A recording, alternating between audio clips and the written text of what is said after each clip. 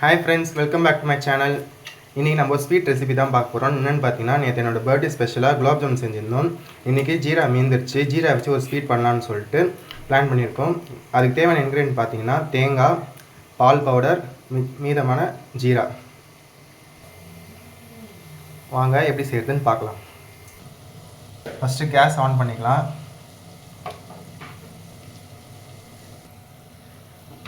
Pan வச்சுக்கலாம். Pan சூடாகிறதுக்குள்ள நம்ம தேங்காய் அரைச்சிக்கலாம்.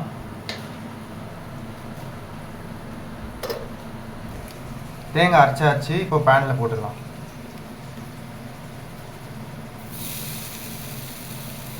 தண்ணி ஊற்றாமல் அரைச்சிருக்கோம். இப்போ உதிரி உதிரி அரைச்ச தேங்காய் போட்டோம். இப்போ கலரிக்கலாம்.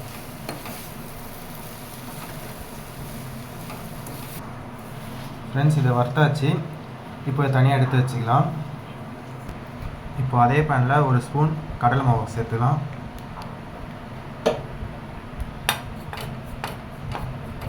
பச்சை வாசனை போகிற வரைக்கும் கொஞ்சம் வறுத்துக்கலாம். ஃப்ரெண்ட்ஸ், இப்போ ஜீரா பாத்திரத்தில் கேஸில் வச்சாச்சு. ஜீரா கொஞ்சம் சூடாகணும். இதில் நம்ம ஏற்கனவே நெய், ஏலக்காய் சேர்த்துருக்கோம். அதனால் இப்போ எதுவுமே திருப்பி சேர்க்கணும்னு அவசியம் இல்லை. இப்போது வறுத்த தேங்காயும் கடலை மாவையும் சேர்த்துக்கலாம். ஜீரா சூடாகணும்னு. ஃப்ரெண்ட்ஸ், இப்போ ஜீரா நல்லா பொங்கி வருது. இதில் நம்ம பால் பவுடர் சேர்க்கலாம். இப்போது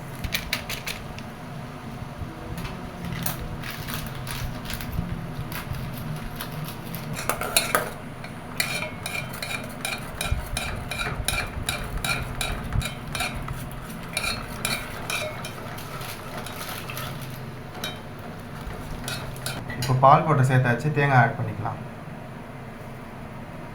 பொடி பொடியாக துருவின தேங்காய் சேர்க்குறோம்.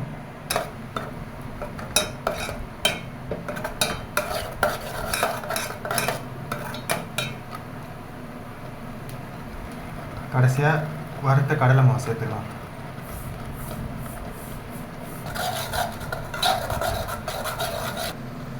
ஃப்ரெண்ட்ஸ், இப்போ ஸ்வீட் ரெடி ஆகிடுச்சு. சூடாகணுன்னு லட்டு பிடிச்சிக்கலாம்.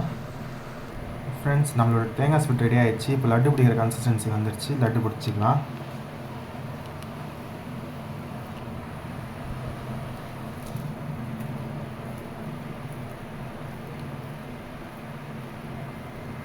ஃப்ரெண்ட்ஸ், நம்மளோட டேஸ்டி அண்ட் சாஃப்டான தேங்காய் லட்டு ரெடி ஆகிடுச்சு. இந்த வீடியோ பிடிச்சிருந்தால் லைக் பண்ணுங்கள், ஷேர் பண்ணுங்கள், சப்ஸ்கிரைப் பண்ணுங்கள். உங்கள் வீட்டிலே இந்த மாதிரி ஜீரா மீந்துச்சுன்னா இந்த மாதிரி ட்ரை பண்ணி பார்த்துட்டு நல்லா இருந்தால் கமெண்ட்டில் சொல்லுங்கள். நெக்ஸ்ட் வீடியோவில் பார்க்கலாம். பாய்.